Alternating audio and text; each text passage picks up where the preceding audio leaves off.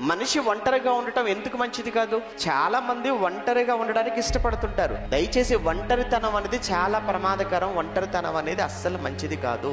ఒంటరిగా ఉంటున్నారంటేనే ఏదో తప్పు చేయటానికి, లేదా ఒంటరిగా ఉంటున్నారంటేనే సంథింగ్ ఏదో జరుగుతుంది. అందుకే ఎప్పుడు కూడా పిల్లలను ఒంటరిగా విడిచిపెట్టడానికి ప్రయత్నం చేయకండి తల్లిదండ్రులారా. మీ పిల్లల్ని ఎప్పుడు కూడా గదిలో ఒంటరిగా ఉంటాలే, వాడు ఇంట్లో ఒంటరిగా ఉంటాలే అంటే ఆ ఒంటరిగా ఉండేటువంటి ఆ సమయమే వాడు శోధనలో, పాపములో పడిపోవడానికి అవకాశం ఉంటుంది.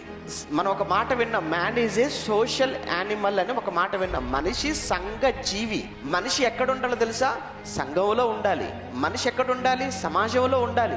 సమాజంలోనే మనిషి ఉండాలి తప్ప ఒంటరిగా ఉండకూడదు.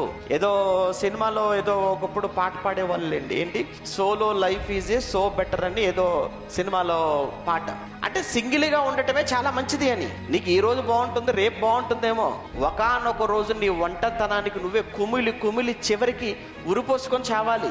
అంత ప్రమాదం. దేవుడే మంచిది కాదన్న తర్వాత నువ్వు మంచిదంటే ఎలా అవుతుంది చెప్పు?